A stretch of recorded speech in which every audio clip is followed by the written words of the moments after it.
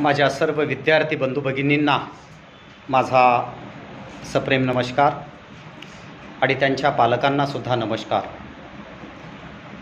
तर केंद्र शासनाने ट्यूशन संदर्भात एक सध्या GR काढलेला आहे असं म्हणणं आहे, पण ती निव्वळ अफवा आहे।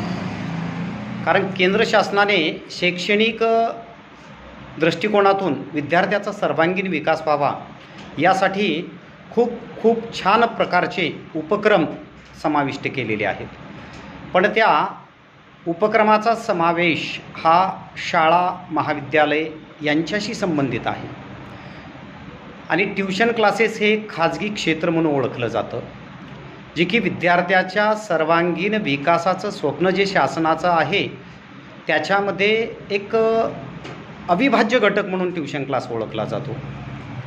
तर हा काही गैरसमज आपण आपल्या मनातला काढून टाकायचा आहे। ट्यूशन क्लासेसला आपण सर्वांनी दरवर्षीप्रमाणे याही वर्षी ॲडमिशन घ्यायचे आहेत। ट्यूशन क्लासेस वगैरे काही बंद होणार नाहीत।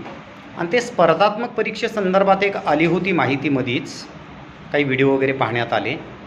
तर त्या बाबतीत मी सांगू इच्छितो, जे विद्यार्थी एक साधारणतः वयवर्ष 16च्या मधील आहेत तर त्यांना कुठल्याही स्पर्धात्मक परीक्षा देण्यासाठी, मग ते MTS असतील, NMS असतील किंवा वेगवेगळ्या आणखी इतर संस्था ज्या काही परीक्षा घेतात, तर त्या स्पर्धात्मक परीक्षेची तयारी करण्यासाठी विद्यार्थ्यांना ट्यूशन लावण्याची आवश्यकता नाही, अशी गाईडलाईन केंद्र शासनानं दिलेली आहे। तर आपले अभ्यासक्रमाशी संदर्भात ट्यूशन क्लासेस असतात, त्यामुळे आपलं सर्वांचं या ठिकाणी मनपूर्वक स्वागत आहे। आणि 2030पर्यंतचं हे टार्गेट आहे शासनाचं, की शाळा आणि महाविद्यालयाच्या माध्यमाने विद्यार्थ्यांकडून सर्वांगीण विकास करून घेण्यासंदर्भात वाचन असेल, लेखन असेल, खेळ असेल, विद्यार्थ्याचं मानसिक आरोग्य, मानसिक क्षमता, शारीरिक क्षमता वृद्धिंगत करण्यासाठीचे हे नियोजन आहे। धन्यवाद।